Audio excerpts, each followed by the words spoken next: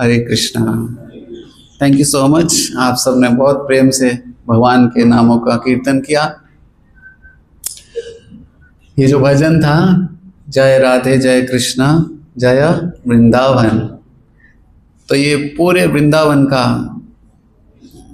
हमें श्रवण के माध्यम से भगवान के नामों को सुनकर, हम इस भजन को सुनकर हम पूरे वृंदावन का दर्शन कर सकते हैं। तो देखते हैं इस पैराग्राफ में, इस भजन में आपने कौन कौन से दर्शन किए, कौन कौन से दर्शन हुए। आप कितने भक्तों को हुए कुछ दर्शन, कोई लीला स्थली का दर्शन हुआ, याद आया कि हाँ, प्रभु जी को याद आया श्याम कुंड राधा कुंड, तो दर्शन कर पाए आप उसका? याद स्मरण हो रहा है कैसे है श्याम कुंड राधा कुंड, कैसे आप वहां पे गए, है कि नहीं? ऐसे क्या क्या था इस भजन में? शुरू से क्या था?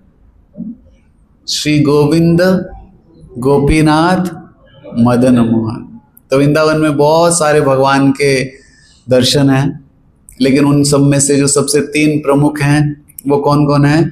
श्री गोविंद, श्री गोपीनाथ और श्री मदन मोहन। गोविंद देव जी अभी वृंदावन में हैं, लेकिन जयपुर में भी हैं। जो उनका मूल विग्रह है वो जयपुर में है। और गोपीनाथ जी कहाँ हैं? वो भी जयपुर में है, इसलिए जयपुर को बोला गया गुप्त वृंदावन। और मदन मोहन कहाँ है? हम वृंदावन में है, लेकिन कहाँ पे है? करौली में है। वो भी जयपुर और वृंदावन के बीच एक रूट में है। ऐसे तो पहली लाइन में ही हमने दर्शन किया श्री गोविंद गोपीनाथ मदन मोहन। उसके बाद प्रभु जी ने दर्शन किया श्यामा कुंड राधा कुंड, गिरी गोवर्धन। गोवर्धन का दर्शन हुआ? कितने भक्त गए गोवर्धन परिक्रमा में? हरि वाह, जय गिरिराज महाराज की। तो भक्ति में इतना शक्ति कि इधर बैठ करके भी आप गिरिराज जी के पास पहुंच सकते हो। और गिरिराज जी के पास जाके भी कई बार आप कहीं और होते हो, है कि नहीं? और फिर अगली लाइन में क्या दर्शन हुए? कालिंदी जमुना जया जया महावन। तो जमुना जी का दर्शन हुआ। जमुना जी को क्या बोलते हैं? कालिंदी।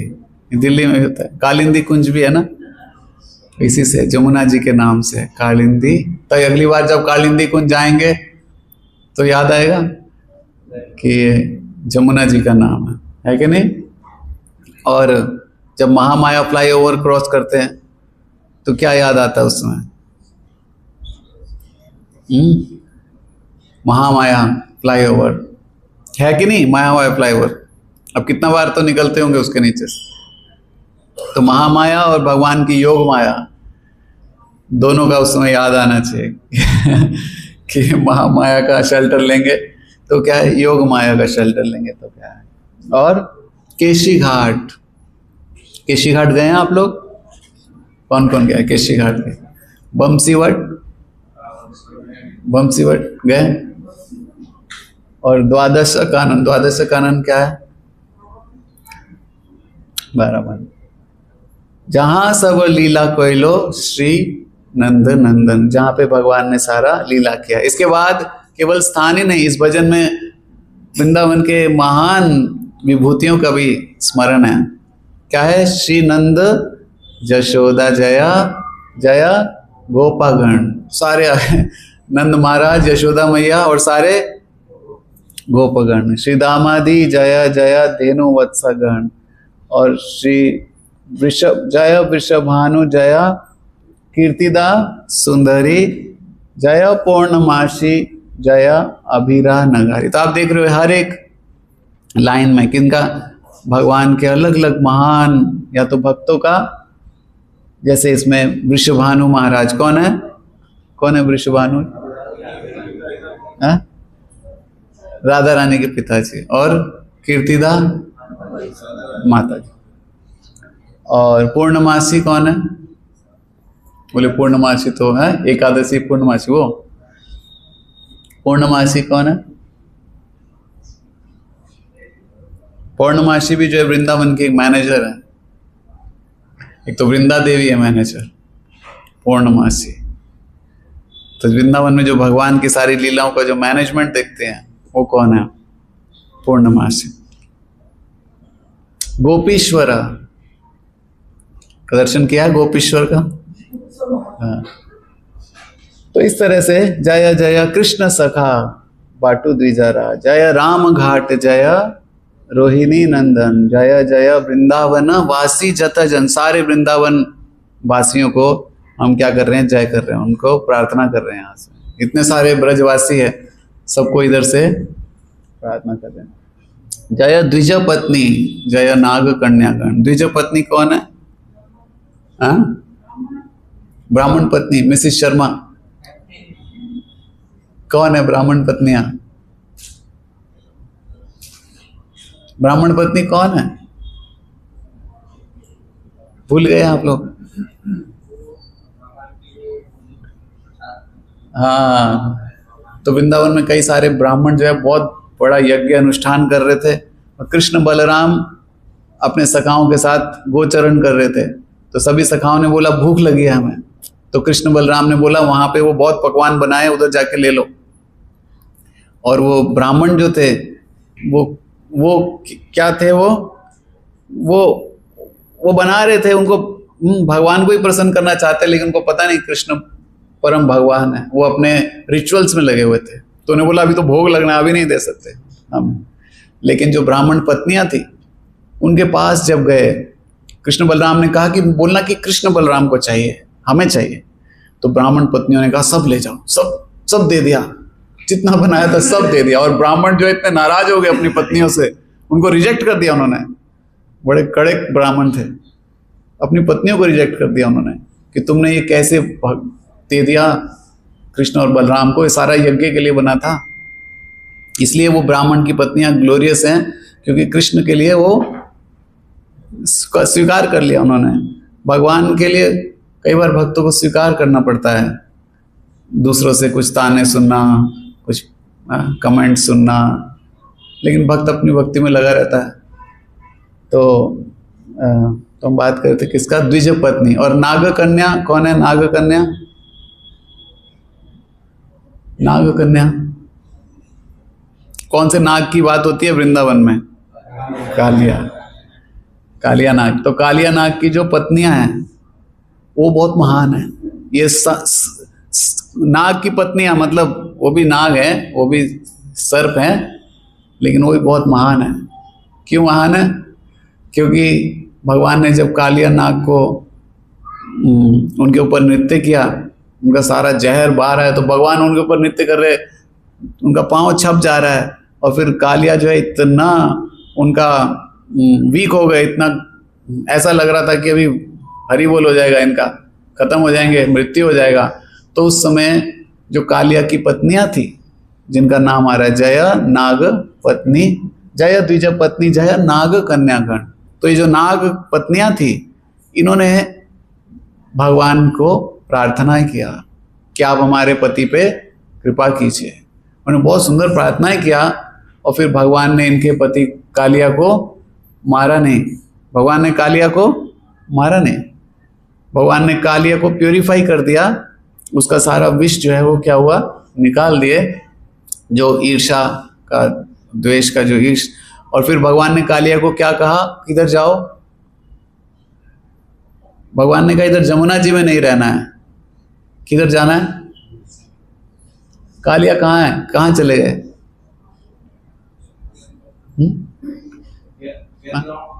कौन से गांव? जैतगांव चले गए थे। हो सकता है जैतगांव के रास्ते गए हों, लेकिन अब कालिया गए फिजी आइलैंड में। कालिया को सीधा ट्रांसपोर्ट कर दिया किधर? फिजी आइलैंड में। तो कालिया जमुना जी से चले गए। तो लेकिन उनकी पत्नियां महान हो गई। तो जिसने भगवान का शरण लिया वो महान हो गए। और दूसरा व्यक्ति बोलता है कहाँ है भगवान, दिखाओ, कहाँ है भगवान, तुम लोग ऐसे ही पागल हो रखे हो, दिखाओ किधर है। वो वैसे ही रह गए। और जिन्होंने भगवान का शरण ले लिया वो क्या हो गए? ग्लोरियस हो गए। वो नाग पत्नियों ने 5000 साल से भी पहले भगवान की वंदना करी, उनको प्रार्थनाएं करी, वो उधर प्रार्थना करी, आज 5000 साल बाद हम उनको यहाँ पे स्मरण कर रहे हैं, उन पर नागों का भी, जिन्होंने भगवान को प्रार्थना किया। क्योंकि भगवान से भक्त और भगवान इटर्नल है, इटर्नल रिलेशनशिप है, हम उसको याद कर रहे हैं अभी भी। और आगे श्री रास मंडल जय जय राधा श्याम, जय जय रास लीला सर्व मन। तो भगवान के सारे पास टाइम, सारी भगवान की लीलाओं में सबसे जो उत्तम पास टाइम है, लीला है, वो कौन सी है? रासलीला। रासलीला के बारे में तो सब जानते। जय जय उज्ज्वल रसा सर्व रसा सार। तो ये उज्ज्वल रसा, जय जय उज्ज्वल रसा सर्व रसा सार, पारकिया भावे जहा ब्रजेते प्रचार। तो दो तरह के भाव है, पारकिया और स्वकिया। स्वकिया मतलब जो भगवान के साथ मैरिटल रिलेशनशिप है, वो है स्वकीय भाव। स्वकीय भाव किसके अंदर है? किसके अंदर है स्वकीय भाव? भगवान के मैरिड वाइफ्स कौन है? द्वारका की 16,108 रानियां, जिसमें कि प्रमुख कौन है? रुक्मिणी और सत्यभामा है? तो ये है स्वकीय भाव। और पारकीय भाव क्या है?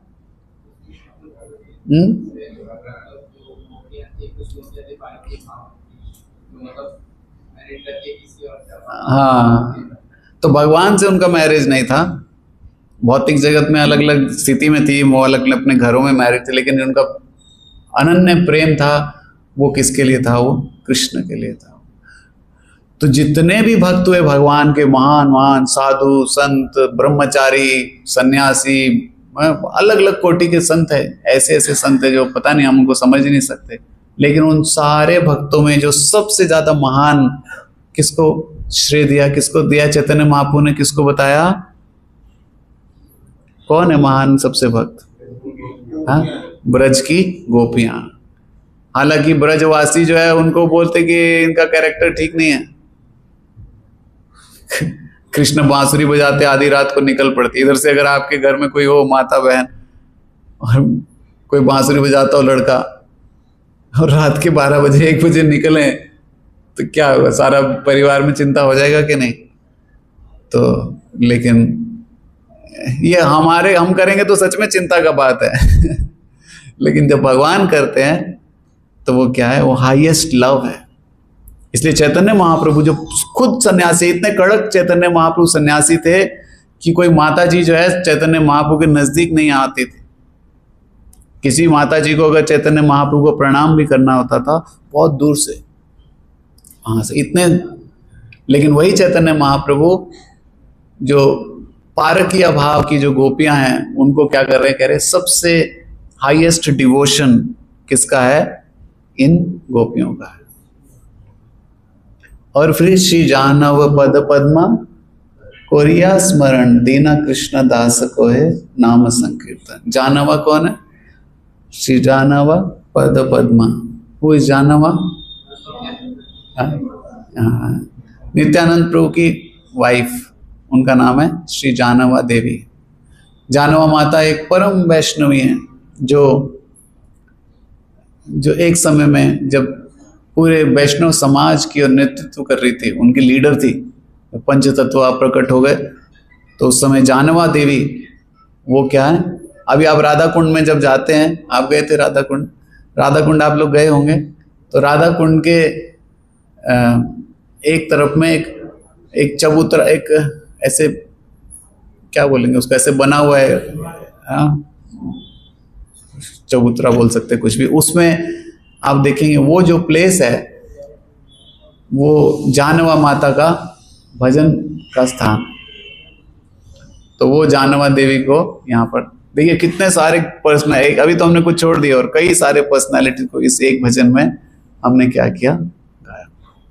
ऑलराइट, तो इन सबका ब्लेसिंग्स लेते हुए आप सबको, यहाँ पे कई वरिष्ठ भक्त हैं हमारे, निशांत पहुंचे आए और कई भक्त आज आए, उन सबका ब्लेसिंग लेते हुए हम लोग आज भगवत गीता के एक श्लोक को पढ़ते हैं। और ये श्लोक भी ऐसा है जो आप सबको आता है, इसलिए क्लास में कुछ ज्यादा जरूरत नहीं, आप सबको आता है ये श्लोक। बता दें कौन सा श्लोक है आज? श्लोक नंबर ओ लिखा है 4.8। सबको पता है ये श्लोक? तो मैं बोलता हूं, इसके बाद फिर आप रिपीट कीजिए। परित्राणाय साधूना विनाशाय च दुष्कृताम् धर्म संस्थापनार्थाय संभवामि युगे युगे। आप में से कोई बोलेंगे? कोई बच्चा बोलेंगे? आता है? यस माता जी। परित्राणाय साधूनां विनाशाय च दुष्कृताम् धर्म संस्थापनार्थाय संभवामि युगे युगे। और कोई बच्चों में से? यस। परित्राणाय साधूनां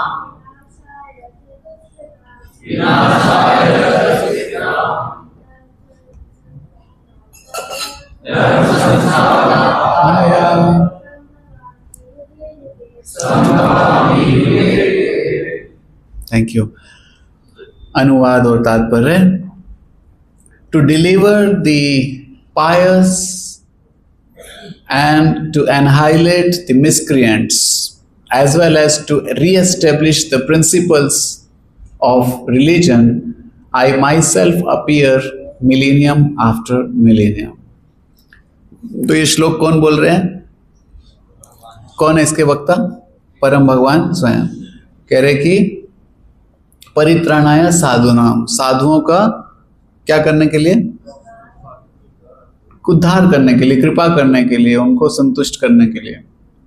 विनाशाय च दुष्कृताम, दुष्टों को विनाश करने के लिए। धर्म संस्थापनार्थाय, धर्म की स्थापना करने के लिए। संभवामि युगे युगे, तो भगवान हर एक युग में प्रकट होते हैं ये 3 काम करने के लिए। साधुओं का उद्धार करने के लिए, असुरों को नाश करने के लिए, और धर्म की स्थापना करने। तो परपोर्ट पढ़ते हैं और बहुत ब्रीफली इस पे चर्चा करते हैं। आप सब इस श्लोक को बहुत अच्छे से जानते हो। हिंदी में कोई पढ़ेगा आप में से?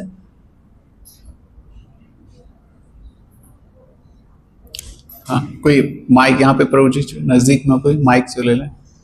You want to read? Ayush को फर्स्ट पैराग्राफ पढ़ सकते हैं।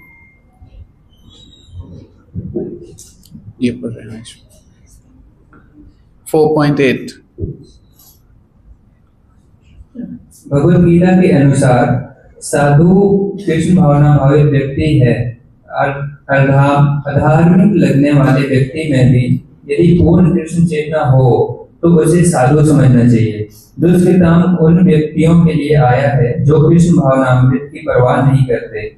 ऐसे दुष्कृताम या उपद्रवी मूर्ख तथा अधम व्यक्ति कहलाते हैं, भले ही वे सांसारिक शिक्षा से विभूषित क्यों न हो। इसके विपरीत यदि कोई 100% कृष्ण भावनामृत में लगा रहता है तो वह विद्वान या सुसंस्कृत ना भी हो, फिर भी वह साधु माना जाता है।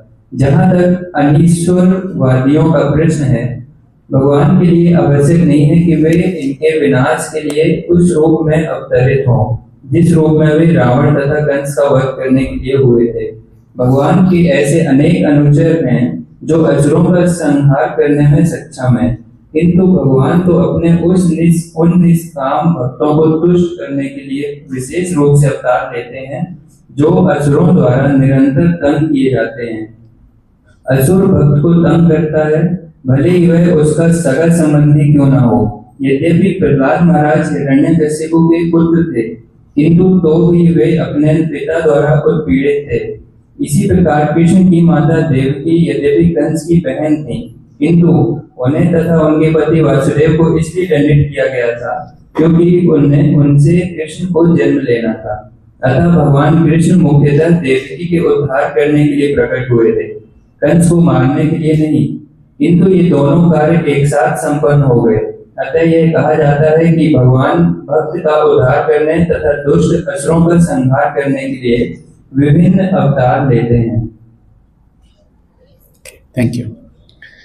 तो ये बहुत प्रसिद्ध श्लोक है और यहाँ पे श्रील प्रभुपाद जी इसको बहुत सुंदर समझा रहे हैं। यहाँ पे अभी जो आखिरी लाइन प्रभु जी ने पढ़ी कि भगवान lord Krishna appeared primarily to deliver Devaki rather than kill Kamsa, but both were performed simultaneously.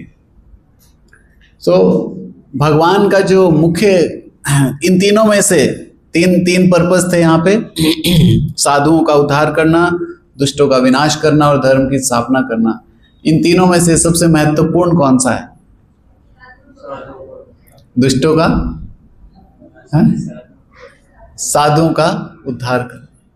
भगवान को सबसे ज्यादा इंटरेस्ट है कि उसका भक्त क्या सोचता है। जैसे एक भक्त को सबसे ज्यादा चिंता ये है कि भगवान क्या सोचते हैं मेरे बारे में। भगवान और भक्त का जो संबंध है वो रेसिप्रोकल है, कॉम्पिटिटिव है। कॉम्पिटिटिव कैसा है? ऐसा नहीं कि भक्त भगवान से कंपटीशन कर रहा है। भक्त हर चीज में भगवान को ग्लोरीफाई करना चाहता है और भगवान एक भक्त को ग्लोरीफाई करना चाहते हैं। जब मैं कृष्णा कॉन्शियसनेस में जुड़ा था तो मुझे इस्कॉन में आने से पहले मैं भगवान जो सोचता था कि भगवान कौन है, तो भगवान को तो मानता था, थोड़ा आरती वगैरह भी करता था, लेकिन मेरे लिए भगवान कोई बहुत दूर की चीज थी। बहुत दूर कहीं भगवान ऊपर किसी लोक में बैठे हैं और कुछ शक्ति से अपना न्याय कर रहे हैं या फिर असुरों को मार रहे हैं युद्ध में, और ऐसे कोई पावरफुल पर्सनैलिटी भगवान है। मतलब बहुत बड़े कंट्रोलर पूरी दुनिया के, ऐसा। और जो भगवान जितने बड़े पावरफुल उतने बड़े वो भगवान समझ भी था नहीं, क्योंकि हमारे सनातन धर्म का जो आजकल मंदिर है सब कोई वहां पे सब भगवान बराबर जैसे समझ आते हैं। तो भगवान का जो कंसेप्ट था, ऐसे तो भगवान है ये समझ आता था तब भी, लेकिन ये नहीं समझ आता था कि भगवान जो है वो इतना पर्सनल है। भगवान जो है अपने भक्तों के इतने निकटतम है, बहुत क्लोज है। भगवान वो तो है ही कि वो पूरी सृष्टि को वो चला रहे हैं, उसके अपने कंट्रोलर हैं, परमेश्वर हैं, परमेश्वर हैं, ईश्वर। सारे दुनिया के कंट्रोलर कौन है? भगवान है। लेकिन वो सारी चीजें भगवान के फ्रैक्शन ऑफ हिज एनर्जी से वो चलता है।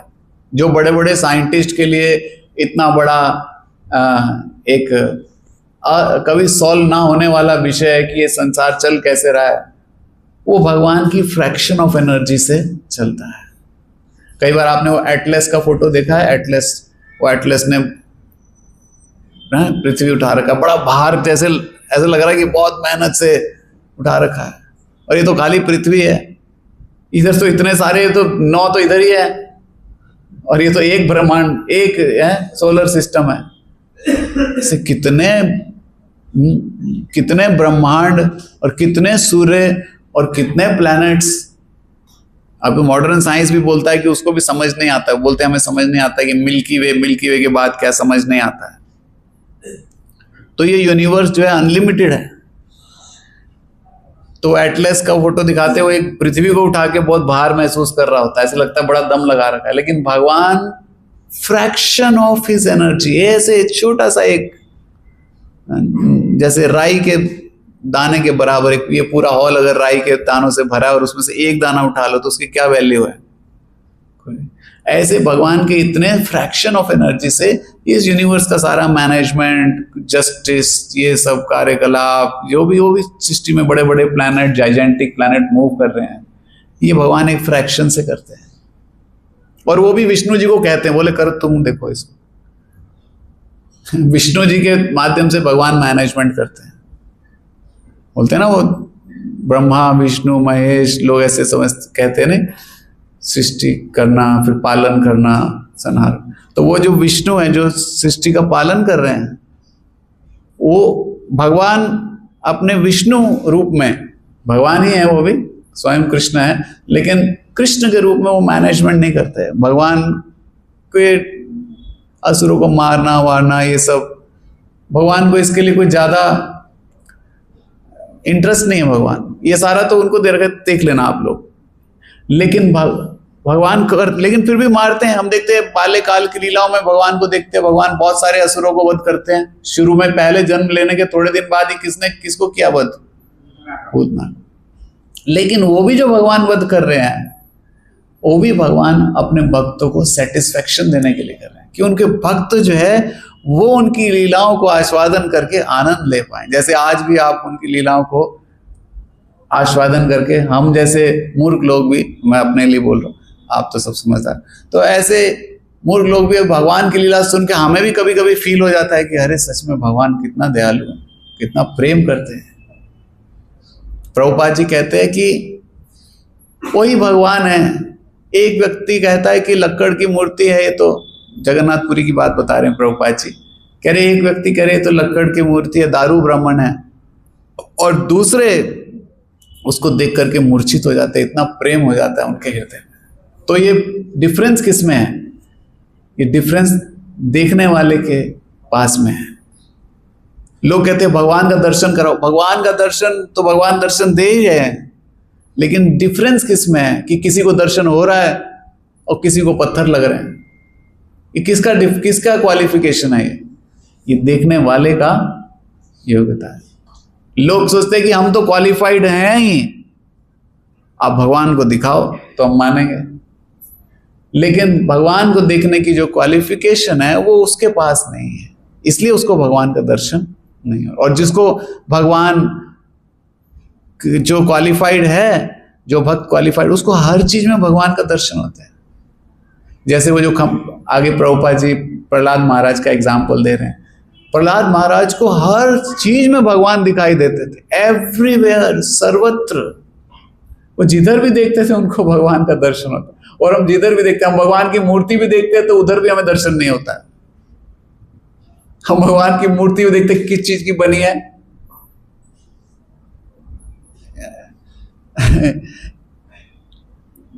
एक बार हम वृंदावन में खड़े थे श्रील प्रभुपाद जी की समाधि के आगे, और कुछ लोग आए हुए थे, कुछ स्टूडेंट थे गलगोटिया यूनिवर्सिटी के। मैं उधर ही खड़ा था समाधि, बड़ी देर से खड़े हुए ऐसे बातें कर रहे, तो मैं उनके पास खड़ा था, एक ब्रह्मचारी और खड़े थे, तो कह रहे कि नहीं सोने की नहीं है, कह रहे नहीं सोने की नहीं, अष्ट धातु वाली है, मिलावट है। बोले नहीं, अरे इतनी बड़ी सोने की थोड़ी, अंदर से खोखली होगी। अरे नहीं, अंदर इतना पूरा वो चर्चा चल रहा है उनका 5 मिनट तक, तो फिर उनसे रहा नहीं गया। फिर वो जो आरती कर रहे थे ब्रह्मचारी, ऑल्टर में आरती खत्म ही हुआ था, उनसे पूछा, बोले प्रभु जी ये बताओ पहले, ये आगे तब जाएंगे, मूर्ति है किस चीज की है, सोने की है किस चीज की है, क्या है? तो वो कह रहे हैं कि ये हमारे श्रीला प्रभुपाद जी हैं, ये मूर्ति किस चीज का है ये हमारे लिए इंपॉर्टेंट नहीं है। आप इसको सोना देख रहे हो, चांदी देख रहे हो, नहीं, हमारे लिए तो हमारे गुरु महाराज हैं श्रीला प्रभुपाद जी। तो ऐसे लोग जब भगवान का भी दर्शन कर रहे हैं तो भी वो उसमें भी मैटेरियल चीज देख रहे हैं, लेकिन जो भक्त है वो मैटेरियल, वो खंबे में भी किसको देख रहा है? नरसिंह देव को देख रहा है। ऐसे ही भगवान उस भक्त को रेसिप्रोकेट कर रहे हैं। तो ये प्रेम का संबंध है। ये सुपीरियर और इंफीरियर का संबंध नहीं है। भगवान भी इंफीरियर बन जाते हैं, भगवान भी इंफीरियर। और भक्त जो है वो जानते हैं कि मैं को भगवान को सेटिस्फेक्शन देना है, रूल्स रेगुलेशंस ये सब चीज जो है वो है, लेकिन जो सबसे हाईएस्ट प्रिंसिपल है वो क्या है कि हम भगवान से कितना प्रेम कर पा रहे हैं। कई बार हम भक्त को बाहरी दृष्टि से समझ नहीं पाते। एक बहुत महान भक्त हो सकता है, हमें लगे कि यहां पे लिख रहे हैं प्रभुपाद जी, पहली लाइन में ये लिख रहे हैं, a sadhu is a man in Krishna consciousness. A person may appear to be irreligious, but if he has the qualification of Krishna consciousness wholly and fully, he is to be understood as sadhu. Prabhupada ji लिख रहे हैं किसको साधु समझना है? जय कृष्ण तत्ववेता से ही गुरु होए।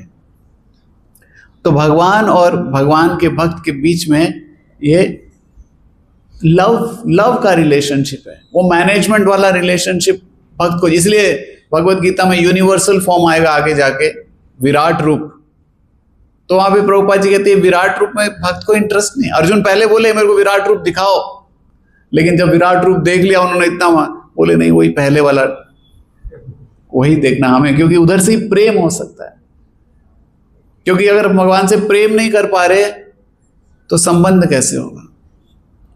इसलिए जब हम भगवान को देखें, भगवान का दर्शन करें, तो हमारे हृदय में हम भगवान को, और इसलिए जब तक हमें भगवान को दर्शन नहीं हो रहा है तो हमें, आप में से कितने भक्तों को भगवान का दर्शन होता है जब भगवान के विग्रह के सामने खड़े हैं? आपको आप मान रहे कि सामने भगवान बैठे हैं? एक बार एक भक्त जो है वो शुरू के दिन प्रभुपाद जी लेक्चर दे रहे थे और खड़ा हो गया, क्वेश्चन। प्रभुपाद जी बोले यस। बोले हैव यू सीन गॉड? आपने भगवान को देखा है? और प्रभुपाद जी मान लीजिए इस तरफ को बैठे थे, ऐसे लेक्चर दे रहे थे, और बीच में भक्त था और पीछे मंदिर खुला हुआ था। तो प्रभुपाद जी बोले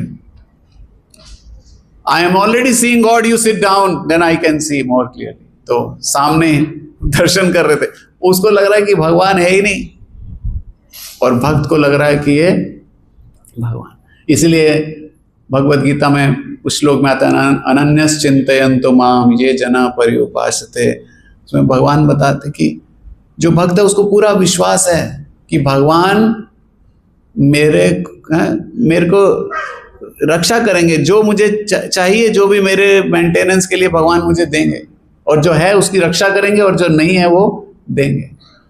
तो ऐसे एक भक्त थे जिनका नाम था अर्जुन आचार्य। तो अर्जुन आचार्य जो है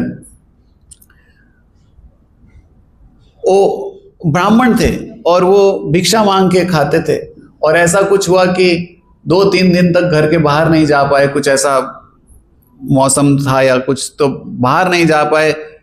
कुछ घर में खाने के लिए उनकी वाइफ जो है उनके हल्ला कर रही है, 3 दिन से हम लोग भूखे हैं और तुम्हें भूखे रहना हम लोग कैसे भूखे रहें? तो अर्जुन आचार्य कहते भगवान भेजेंगे, भगवान करेंगे ना।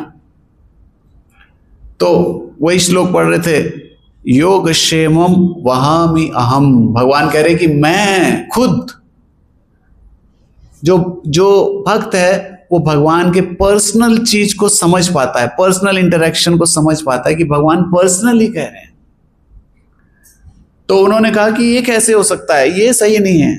उनके मन में डाउट आया, बोले ये योग क्षेमम वहामि अहम, मैं मानता हूं कि भगवान सब कुछ देने वाले हैं, सब कुछ भगवान से ही आता है, लेकिन भगवान खुद से देते हैं आके, ये नहीं हो सकता है। उन्होंने क्या किया, अहम शब्द को काट दिया, पेंसिल से काट दिया अहम गीता में। और थोड़ी देर बाद 2 लड़के, छोटे लड़के, एक काला एक गोरा, वो दोनों खूब सारा राशन लेके, किशमिश, काजू, बासमती चावल, पनीर, सब लेके, बड़े बड़े भंडार लेके, बैग्स बहुत भारी लेके वहां पे आए। अर्जुन आचार्य के घर पहुंचे और उनकी वाइफ को बोला, ये अर्जुन आचार्य स्नान करने गए थे, बोले उन्होंने भेजा है। थोड़ी वो कहां से भेजा उन्होंने, ये ऐसे कभी नहीं करते कि ऐसे छोटे छोटे 2 बच्चों को इतना भार देके। बोले हाँ, हमने उठाने के लिए मना किया, हमने कहा हम, और उन्होंने बोला तुमने, तो उन्होंने पिटाई किया हमारा। बोले पिटाई किया? बोले मैं मान नहीं सकती, मेरे प्रभु तो कभी किसी का ऐसे पिटाई नहीं करते। बोले देखो विश्वास नहीं हो रहा है तो ये देखो हमारे कमर पे निशान है, इतना मारा हमें। और फिर अर्जुन आचार्य जब आए, क्योंकि महान भक्त थे भगवान के, लेकिन मन में कुछ है, भगवान उनके माध्यम से प्रूव करना चाहते थे। तो अर्जुन आचार्य आए तो उन्होंने बोला कि ये जो बच्चे थे कौन थे? वो स्वयं कौन आए? कृष्ण और बलराम। स्वयं कृष्ण और बलराम बच्चे बन के उनके घर के आए, पूरा राशन लेके आए। और फिर अर्जुन आचार्य ने लगा कि ये जो मैंने काटा था ना कि वहामी अहम, अब आप सब भी गीता में काटना मत जाके कि हमारे घर भी कृष्ण बलराम लेके आए हैं। भगवान किसको कैसा लीला से करेंगे, टेस्ट देंगे, पता नहीं है। कई बार भगवान बड़े थोड़ा कठिन टेस्ट भी ले सकते हैं, और जितना भक्ति है उतना ज्यादा कठिन टेस्ट भी हो सकता है। श्रीपाद रामानुजाचार्य जो दक्षिण भारत में एक बड़े महान आचार्य थे, उनके एक भक्त थे, उनका नाम था कुरेश। उनका बड़ा गुणगान प्रचलित है। कुरेश, जो सुना है आपने नाम का, कुरेश। तो कुरेश भक्त क्या किया उन्होंने, ऐसे तो बहुत सारा लीला है उनका, लेकिन एक जो प्रमुख पास टाइम है उनका, कि एक बार उस समय क्या था कि शास्त्रार्थ के माध्यम से, और उस समय बहुत बड़ा एक युद्ध था शैवाइट्स और वैष्णवाइट्स में। शैवाइट्स मतलब जो भगवान शिव के आराधक हैं, और वैष्णवाइट्स जो भगवान विष्णु के। तो रामानुजाचार्य बहुत बड़े विष्णु भक्त थे, और पूरा length and breadth of India चारों तरफ सब लोग क्या कहते थे, ओम नमो नारायणाय।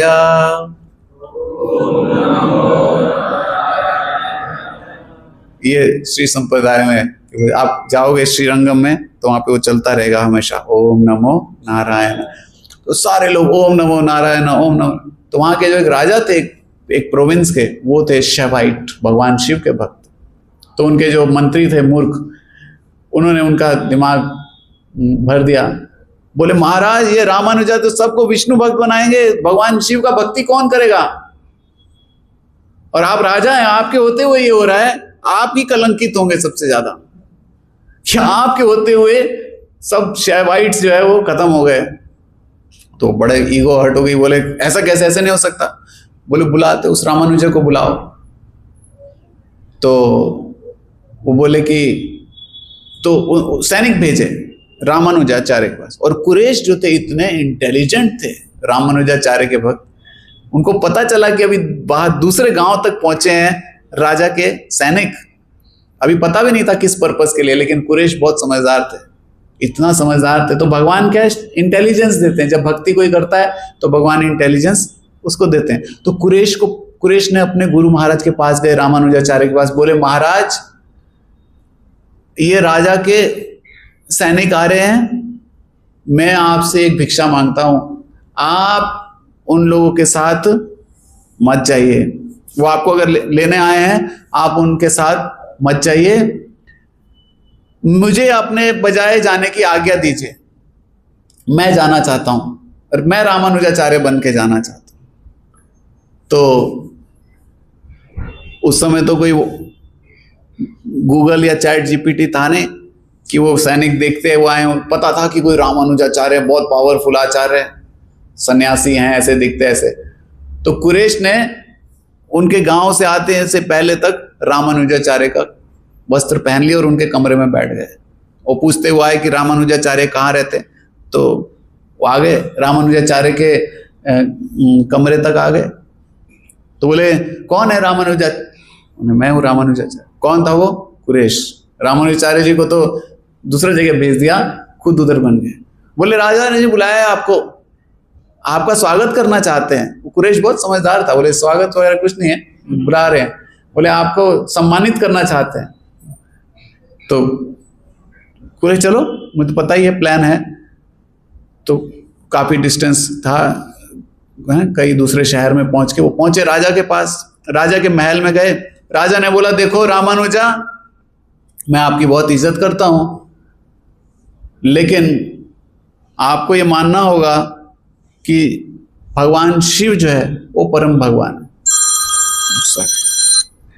भगवान शिव ही जो है परम भगवान है। और ऐसे ऐसे कुछ शास्त्रों का कुछ कोट किया। उनके जो राज मंत्री थे उन्होंने शास्त्रों का कुछ कोट करके बोला कि ऐसे भगवान शिव जो है ये परम भगवान है करके ऐसे।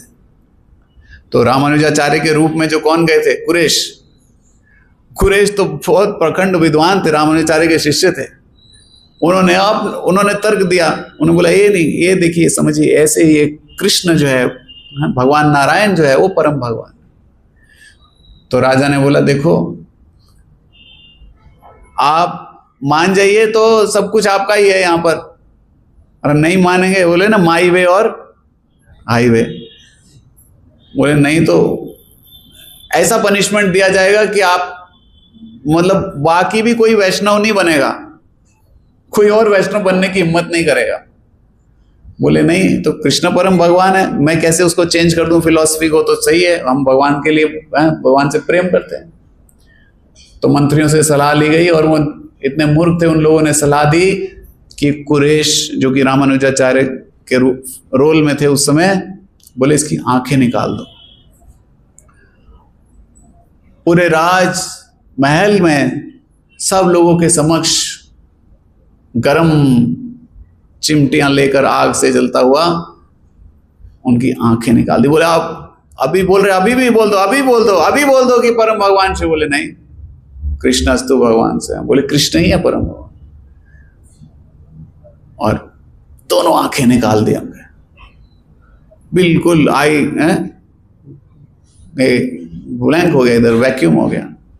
और आप सोच सकते कैसा उनका स्थिति हुआ होगा कुरेश का। कुरेश बोले और इसको अभी अंधा करके इसको जंगल में छोड़ दो, इसको मारो मत, जंगल में इसको जब जानवर खाएंगे जंगली तो सारे वैष्णव को पता चल जाएगा कि वैष्णव बनना का क्या नतीजा है। ऐसा ही किया गया उनको, कुरेश को, जो कि वो तो अभी सोच रहा था कि मैंने रामानुजाचार्य की आंखों को ये निकाल दिया।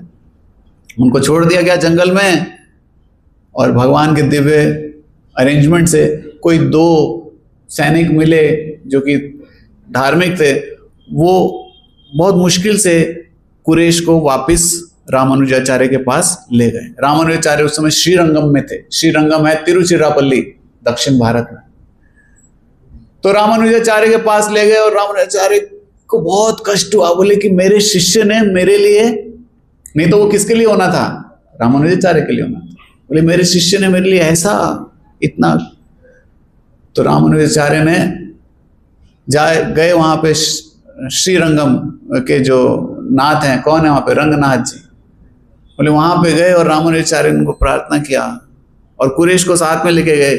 बोले कि ना उन्होंने प्रार्थनाएं की है सबके सामने। कुरेश इतने दिनों से आंखों से उनकी पूरी ब्लड, क्योंकि आंखें है ही, बचा ही नहीं कुछ, इधर सॉकेट ही है बस। और सब उस समय सारे भक्तों के समक्ष वो जब वहां पे गए तो कुरेश की दोनों आंखें वापस, उसमें पूरा रोशनी आ गया, बिल्कुल ठीक हो गए कुरेश। और फिर जितने वैष्णव थे जो घबराए हुए थे कि ऐसा वैष्णविज्म में ऐसा हो जाएगा, तो वो क्या हुए, सारे वैष्णव जो, और उनका विश्वास क्या हो गया, बढ़ गया। तो भक्तों के जीवन में जब कष्ट भी आता है, भगवान से संबंध का टेस्ट होता है, तो भक्त उस टेस्ट में हार नहीं मानते, क्योंकि वो भगवान को पर्सन समझते हैं। वो समझते हैं कि भगवान और मेरा संबंध है, भगवान मेरा बात सुन रहे हैं। ऐसा नहीं कि भगवान को कोई मतलब ही नहीं है, भगवान बड़े पावरफुल शक्तिशाली कोई लीडर हैं और हमारा संबंध नहीं। तो भगवान हर एक भक्त से पर्सनली डील करना जानते हैं। अभी 2 दिन पहले श्री वृंदावन दास ठाकुर जी का आविर्भाव तिथि था। तो उस दिन हम वृंदावन दास ठाकुर जी के बारे में सुन रहे थे कि वृंदावन दास ठाकुर की जो माता थी उनका नाम था नारायणी देवी। और नारायणी देवी का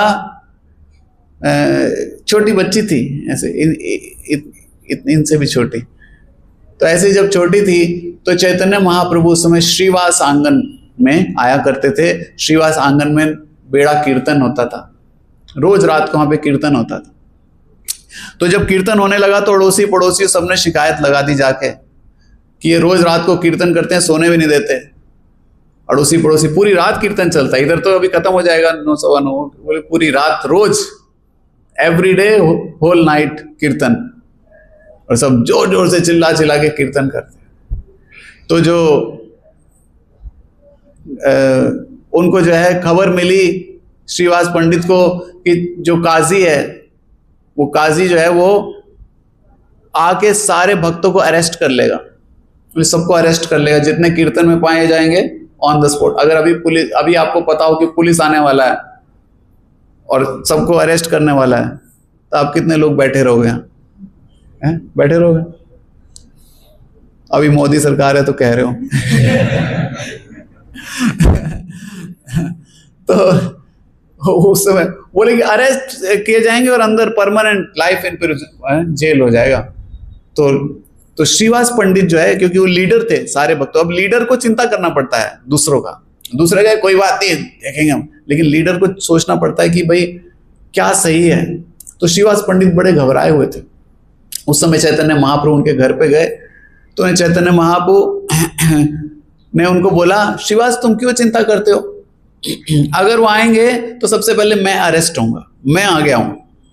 महाप्रभु कौन है? स्वयं कृष्ण। बोले मेरे को अरेस्ट करेंगे। लेकिन श्रीवास पंडित फिर भी उतना सेटिस्फाइड नहीं दिख रहे थे। बोले थे फिर भी अगर वो आ भी गया यहां पर तो मैं अरेस्ट हो जाऊंगा। वैसे तो आएगा नहीं मैं, क्योंकि मैं उसके हृदय में ये बंद कर दूंगा बटन कि आना ही नहीं, मैं तो हृदय में हूं ना सबके। लेकिन अगर आ भी गए तो मुझे अरेस्ट कर लेंगे, और मुझे अरेस्ट कर लेंगे तो मुझे जब ले जाएगा अपने जो मुसलमान जो है काजी, उसके दरबार में जब मुझे पेश किया जाएगा तो मैं वहां जाके बोलूंगा कि अपना शास्त्र बताओ, तुम हमारे इस जो सनातन धर्म है इसके विरुद्ध बोलते हो। आप अपने सबसे महान जो भी गुरु है, जो भी आपके भक्त हैं, उनको लाओ और उनको बोलो कि अपने भगवान का नाम लें और वो प्रेम के लक्षण उत्पन्न हो जाएं उसके अंदर। प्रेम के लक्षण क्या है? रोमांच कंपा श्रुत रंग भाजो वंदे। तो आंखों से अश्रु आना, कंपन होना, ये प्रेम के लक्षण है। आप में से किसी को होते हैं? कभी कभार भक्त को छोटा सा ऐसे आता है एक्सटेसी, फिर गायब हो जाता है। तो लेकिन जो भक्त है वो हमेशा प्रेम के लक्षण। तो उसने बोला, मैं जाके चैतन्य महाप्रभु ने बोला कि मैं उनको बोलूंगा कि आप जरा अपने किसी को प्रेम के लक्षण उत्पन्न करके बताओ, जरा करके देखो। और मैं उस समय बोलूंगा कि देखो, मैं जो चैतन्य महाप्रभु बोले, मैं ये सारी बात किसको बता रहे हैं? अभी गए नहीं है, ये बात किसको बता रहे हैं? श्रीवास ठाकुर, उनको बता रहे हैं। और बोले मैं क्या करूंगा पता है? बोले कि आप क्या करोगे? बोले मैं वहां पे जितने भी पशु पक्षी होंगे उन सबको हरे कृष्ण महामंत्र बोलूंगा, और उन लोग को बोलूंगा हरे कृष्ण महामंत्र बोलो, और वो सब रोने लगेंगे प्रेम से, उनकी आंखों में अश्रु आ जाएंगे। चैतन्य महाप्रभु कह रहे हैं मैं सबको कृष्ण प्रेम दे दूंगा, सब लोग रोने लगेंगे। तो वो चांद काजी समझ जाएगा कि ये जो हरे कृष्ण महामंत्र है ये कितना शक्तिशाली है, इसलिए वो फिर आप लोगों को कुछ नहीं कहेगा। तो चैतन्य महाप्रभु देख रहे हैं श्रीवास पंडित अभी भी सोच में पड़े हैं। बोले तुम्हें अभी भी विश्वास नहीं हुआ श्रीवास? वो श्रीवास पंडित को ऐसा कह रहे हैं कि अगर मुझे अरेस्ट हो गया, वहां जाके पशु पक्षियों को भी मैं रुला दूंगा। पशु पक्षी झुरे पाषाण विधरे सुनी जार गुण गाता। चैतन्य महाप्रभु ने एक्चुअली ऐसा किया भी था। झारखंड के फॉरेस्ट में जो शेर और हिरन, ये सारे जो एक दूसरे के एंटी होते हैं, हमेशा अपोजिट होते हैं, वो हाथ पकड़ के कीर्तन में डांस कर रहे थे। चैतन्य महाप्रभु जब झारखंड के फॉरेस्ट में जाके कीर्तन कर रहे थे, आप में से है कोई झारखंड से? हाँ, तो झारखंड का वो फॉरेस्ट आज भी वो जगह है, वहां पे जाके आप सोच सकते हो शेर और हिरन दोनों हरि बोल कर रहे, दोनों हाथ उठा के ऐसे डांस कर रहे। तो चैतन्य महाप्रभु कह रहे हैं उनको कि वहां सारे पशु पक्षियों को मैं अश्रु दे दूंगा, उनके प्रेम, उनको कृष्ण प्रेम आ जाएगा, तो वो चांद काजी समझ जाएगा। तो श्रीवास फिर भी देख रहे हैं, बोले अभी विश्वास नहीं है श्रीवास तुम्हें? ए नारायणी, ऐसे वो छोटी थी नारायणी, बोले नारायणी बोलो हरे कृष्णा। नारायणी को बोला, बोले नारायणी बोलो हरे कृष्णा। आप भी बोल सकते हो हरे कृष्णा। आप लोग, हमें कुछ नहीं हुआ, लेकिन नारायणी ने जब हरे कृष्णा बोला तो नारायणी छोटी सी बच्ची, नारायणी बोली हरे कृष्णा। वो इतना जोर जोर से हरे कृष्णा बोलने लगी, अश्रु आने लगे, वो प्रेम से लोटपोट होने लगी जमीन में इधर उधर। तो महाप्रभु ने बोला देखो ये है प्रेम का लक्षण। तो चैतन्य महाप्रभु ने उनको साथ के साथ प्रूव भी कर दिया कि मैं जिसको प्रेम दूंगा वो क्या होगा, वो एक्सटेसी में चला जाएगा। इसलिए आप चांद काजी का चिंता मत करो। अगर वो आएगा कहेगा मैं से जाऊंगा अरेस्ट, तो वो पूरा ये, तो भगवान ऐसे अपने भक्तों के साथ क्या करते हैं, इंटीमेट रिलेशन देखते हैं। अभी हमने कुरेश जी का कथा सुना, ऐसे कितने सारे भक्त हैं। आप बताइए कोई भक्त जिनके लिए भगवान ने कुछ अलग ही कर दिया जो कोई उम्मीद नहीं कर सकता था। कौन है बताइए, कौन से भक्त हैं? हाँ देखो ये प्रहलाद। आपका क्या नाम है? मानस। तो मानस जो है प्रहलाद महाराज, देखो ये भी जानते हैं कि भगवान प्रहलाद के लिए कुछ भी कर सकते हैं। और जो मेटरलिस्टिक व्यक्ति है वो कह रहे कहाँ है भगवान, कहाँ है भगवान, दिखाओ मुझे। लेकिन हमारे अंदर भी कुछ कुछ मेटरलिस्टिक व्यक्ति बैठा हुआ है। हम भी कोई सारे यहां महान भक्त नहीं हो गए, थोड़े प्रसाद से पहले हम लोग भक्त हो जाते हैं। तो हमारे अंदर भी जो मेटरलिस्टिक, हम भी भगवान में उतना विश्वास नहीं है। भगवान में विश्वास होगा तो फिर क्या भक्त, फिर हम ऐसा थोड़ी होगा कि पिछले 1 साल से हम ये सैटरडे प्रोग्राम में आ रहे हैं और अभी तक हम माला ही नहीं करते भगवान के नाम की। आप में से कितने भक्त हैं जो रोज दिन 16 माला जप करते हैं? हाथ उठाइए। 16 माला। कितने भक्त हैं जो रोज दिन 8 माला, कम से कम 8 माला जप करते हैं? 16 वाले तो आ गए ऑलरेडी। और कितने भक्त हैं जो 4 माला जप करते हैं रोज? ये प्रभु जी आधा उठा रहे आप। अच्छा 4 माला। कितने भक्त हैं जो 2 माला करते हैं रोज कम से कम? ओह आप भी करते हो? Really? I will ask your पापा। रियली? गुड। और कितने भक्त हैं जो रोज कोई माला नहीं करते? उठाइए। अब कोई नहीं उठा रहा, देखिए गलत बात है, उठाइए, सच तो बोलिए, कोई हम पकड़ थोड़ी लेंगे आपको। तो भगवान की भक्ति जो चैतन्य महाप्रभु ने सिखाई है उसमें हमें ये तो ABCD है। ए तो आप कर रहे हो, सब भक्तों का संग ले रहे हो, बी गीता भी पढ़ रहे हो, बुक्स भी पढ़ रहे हो, लेकिन सी नहीं कर रहे, और इसके बाद डी भी कर रहे हो। तो ABCD में एक चीज बचा है आपका। ए क्या है? एसोसिएशन, वो आप कर रहे हो, हर शनिवार आप आ रहे हो। बी बुक्स, भगवत गीता भी पढ़ ही रहे हो, यहाँ आ रहे हो तो सुन ही रहे कुछ तो। और सी जो है चैंटिंग, हरे कृष्ण महामंत्र का जप, वो कम कर रहे हैं हम। और डी 100% फुल सारे के सारे भक्त 100% डाइट, मतलब कृष्ण प्रसाद पाएंगे ना अभी सभी, कोई छोड़ के जाएगा क्या? तो वो सभी कर रहे हैं। तो हमें ये जो सी पार्ट मिसिंग है इसको भी करना है। हम सबको ये हरे कृष्ण महामंत्र को जप करना है। और जो भक्त जो सच में भगवान को प्रेम करते हैं उनको वो करना चाहिए जो भगवान कहते हैं, है कि नहीं? खाली फिरने तो प्रेम कैसा हुआ? बोले पापा जी I love you, today is my papa's birthday, I will cook brinjal pakoras, brinjal bhaji, brinjal cake, और क्या, brinjal momos, brinjal burger, but my papa does not like brinjal. पापा को ब्रिंजल पसंद नहीं है। पापा का बर्थडे, पापा आई love you and I will make everything out of brinjal. ऐसा करेगा क्या जो प्रेम करता है? बताइए। जो प्रेम करता है वो करेगा जो पापा चाहेंगे, है कि नहीं? अब पापा को पसंद है अगर भिंडी, तो फिर भिंडी का बनाते ना, पापा का बर्थडे आज, पापा को भिंडी बहुत पसंद है। जो प्रेम करता है वो उसके लिए, प्लेजर के लिए करता है। तो इसलिए आप सब लोगों के अंदर डेफिनेटली भगवान के लिए प्रेम है, तभी तो आप यहाँ पर आए हैं, नहीं तो क्यों आएंगे, है कि नहीं? खाने को तो हर जगह बहुत खाते ही रोज, तो जब से पैदा हुआ खा ही तो रहे, तो इधर खाने के लिए तो नहीं आते। प्रेम है भगवान से आपके हृदय में, थोड़ा है, किसी का ज्यादा है, कुछ भक्तों के पास बहुत ज्यादा है, कुछ भक्त यहाँ पर हैं, कुछ भक्तों के पास अभी उजागर हो रहा है। एक्चुअली कृष्ण प्रेम सबके हृदय में है, पहले से ही फिट हुआ है, बस वो ढका हुआ है। वो ढका हुआ है, वो कैसे सामने आएगा, कैसे आप उसको एक्सपीरियंस कर पाओगे?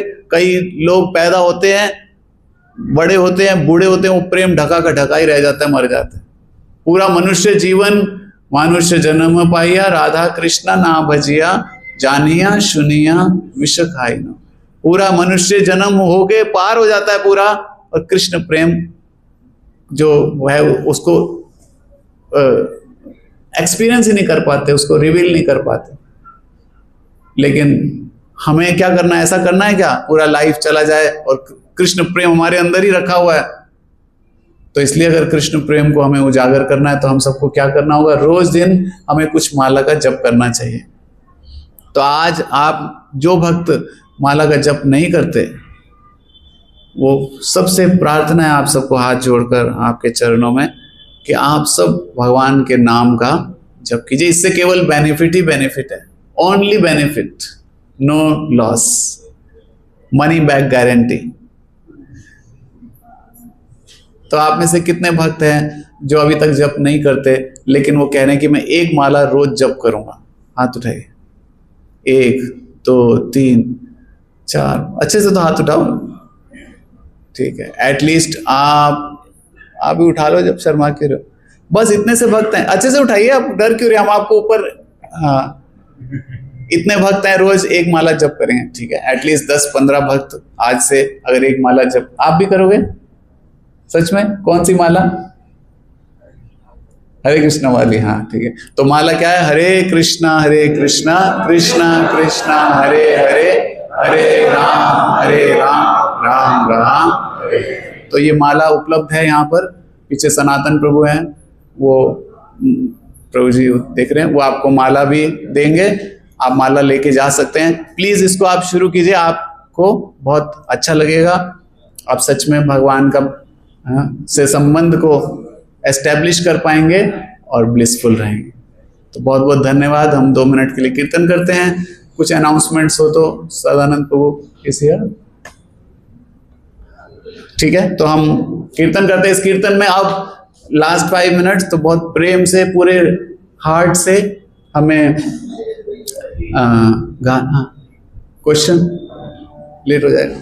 अच्छा पूछो, आपको पूछना है?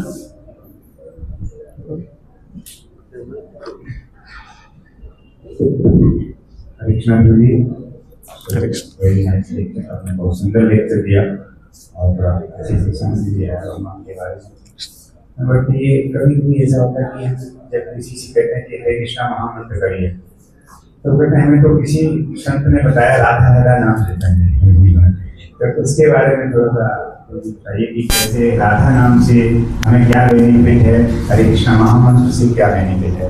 हरे कृष्ण। देखिए, राधा रानी के नाम की महिमा बताने के लिए मेरा भी योग्यता हुआ नहीं है।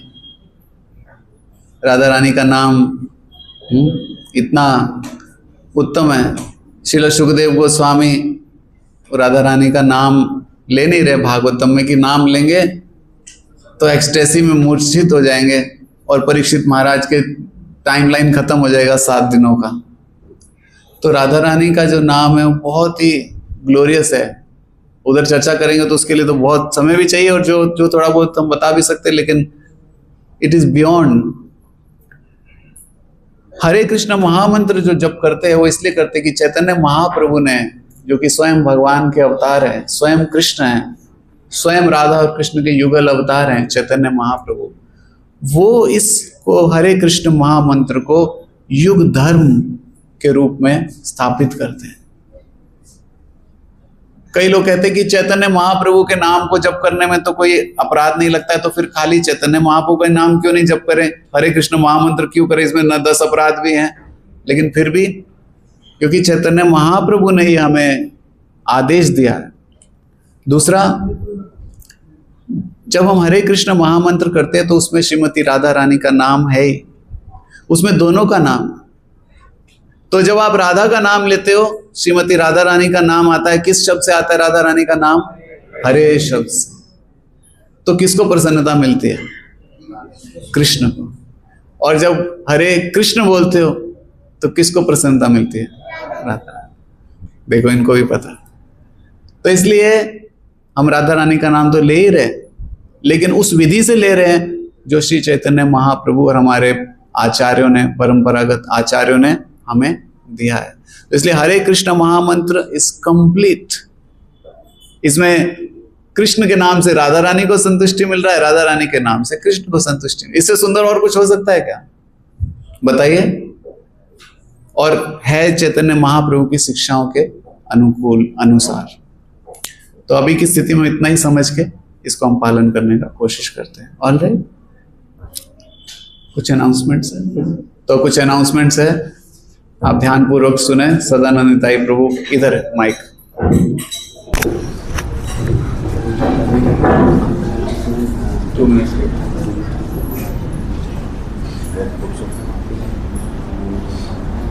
हाँ, तो ध्यान पूर्वक श्रवण कीजिए, सदानंद को कुछ महत्वपूर्ण बातें बताने होंगे। हरे कृष्णा। तो सबसे पहले प्रभु जी का धन्यवाद देंगे। प्रभु जी जो है हम सबको जो अपना समय निकाल के आए, तो बाई लाउडली चैंटिंग हरे कृष्णा कृष्णा कृष्णा हरे हरे, हरे राम राम राम हरे हरे। तो कुछ महत्वपूर्ण सूचनाएं आप सभी के लिए ये है कि कुछ भक्तों का आया था, फीडबैक आया था कि प्रभु जी हम कैसे कनेक्ट हो सकते हैं प्रोग्राम से, क्योंकि कई सारे लोग आते हैं चले जाते हैं लेकिन उनको कोई मैसेज नहीं मिलता है कुछ इंपॉर्टेंट सूचना। तो पीछे एक व्हाट्सएप ग्रुप का लिंक है, जो पिलर है आते वक्त पीछे दिखाई दे रहा है आपको, बैक साइड में आपके एक लेफ्ट और राइट में 2 पिलर है, तो उस पिलर पे व्हाट्सएप ग्रुप का QR कोड है। तो जो भी लोग जुड़ना चाहते हैं, क्योंकि कई सारे स्पेशल प्रोग्राम होते हैं, फेस्टिवल्स होते हैं, जिससे आपको बीच बीच में कुछ स्पेशल प्रोग्राम में आप अपडेट रह सकते हैं, तो आप इस प्रोग्राम के बाद उस QR कोड जो है उसमें स्कैन करेंगे, सीधा व्हाट्सएप ग्रुप में आप चले जाएंगे, हमारे बेस के ऑफिशियल व्हाट्सएप ग्रुप में। और जिन भक्तों ने DYS का सेशन किया था, QR कोड वहाँ 2 लगे हैं, ऊपर एक नीचे। ऊपर वाले में करना है, नीचे करोगे तो डोनेशन वाला है वो, फिर डोनेशन देना पड़ेगा। ठीक है। तो और नेक्स्ट ये कि अभी जिन्होंने DYS, कितने भक्तों ने DYS किया है अभी तक? DYS का भी सेशन हुआ था, फर्स्ट सेशन में कितने लोग थे? 1 2 3। अच्छा, अभी तक जिन्होंने भी किया है, प्रीवियस भी किया है DYS, तो उनके लिए, उन भक्तों के लिए एक कैंप हमने रखा है कमिंग संडे, यानी 24 मई को होगा वो कैंप, और उस कैंप का नाम है संकल्पा कैंप। और उसको जो कोऑर्डिनेट कर रहे हैं और जो भी लोग नॉमिनेशन हैं, जो भी इच्छुक हैं, तो प्रभु जी को नाम दे सकते हैं, सुभाष प्रभु को। तो इस प्रोग्राम के बाद प्रभु जी से मिल सकते हैं संकल्पा कैंप के बारे में। और ग्रुप में भी प्रभु जी बता रहे हैं कि शेयर कर दिया है सारा डिटेल्स उस संकल्पा कैंप का, तो उस कैंप का आप लाभ उठा सकते हैं। ये कैंप बहुत ही स्पेशल है और आप सबको जान के बड़ी खुशी होगी कि कल से जो है बहुत स्पेशल मंथ जो है वो स्टार्ट हो रहा है। क्या है वो मंथ? पुरुषोत्तम मास, जो बताया जाता है कि कितने सालों में आता है? 3 साल में एक बार आता है ये मंथ, पुरुषोत्तम मास। तो पुरुषोत्तम मास बताया जाता है कि सबसे बड़ा जो है भगवान और कृष्ण और उनके महीने में कोई अंतर नहीं है। तो जो भक्त लोग हैं उसका लाभ उठाते हैं। पुरुषोत्तम अधिक मास, तो अधिक से अधिक अपने भक्ति के मय कार्य को करते हैं। जो 16 माला का जप नहीं करते वो 16 माला का जप करते हैं, जो 16 माला कर रहे हैं और ज़्यादा करते हैं, 25 माला करते हैं, 32 करते हैं, 64 करते हैं। तो आप सभी, तो एटलीस्ट सब लोग माला करते हैं। कितने लोग माला करते हैं, भगवान के नाम का जप करते हैं? अच्छा, बाकी लोग नहीं करते हैं। तो पुरुषोत्तम मास में यदि भगवान का सबसे बड़ा कृपा लेना है तो इस भगवान के नाम का जप जो है आप जो है स्टार्ट कर सकते हैं। जो नहीं जानते हैं वो निशांत प्रभु हैं, प्रभु जी से सीख, निशांत अयोध्या प्रभु, तो उन भक्तों से आके आप सीख सकते हैं यहाँ पे। और कई यहाँ पे हमारा मॉर्निंग प्रोग्राम का शेड्यूल होता है, तो पुरुषोत्तम मास से जो है आप सभी ऑफिशियली इनवाइटेड हैं। मॉर्निंग में 4:30 मंगल आरती होता है, 4:32 till 7:30 प्रोग्राम होता है मंगल आरती। फिर उसके बाद सब लोग बैठ के जप करते हैं, मंत्रा मेडिटेशन होता है। फिर उसके बाद यहाँ पे क्लासेस होती है भगवद गीता भागवतम के ऊपर, और फिर गुरु पूजा होता है, फिर सबके लिए प्रसाद होता है। तो आप सभी जो भी जिस व्यवसाय में हैं, यदि स्टूडेंट हैं, जितना भी आपके पास समय है, यदि निकाल के आएंगे तो आपको लाभ मिलेगा उसका। ठीक है भाई, जय श्री प्रभुपाद की जय। तो हम कीर्तन करते हैं, आप सब पूरे प्रेम से, उत्साह से। कितने लोग गाएंगे कीर्तन में? गाएंगे जोर से, पक्का? मैं बोल रहा हूँ आप से।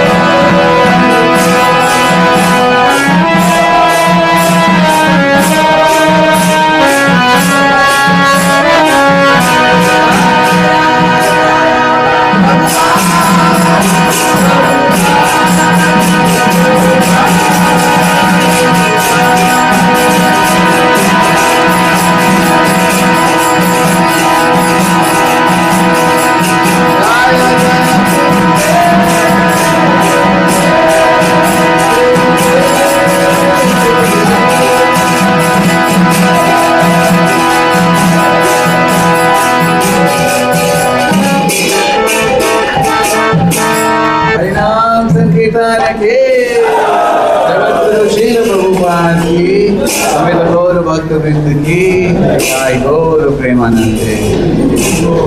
Thank you.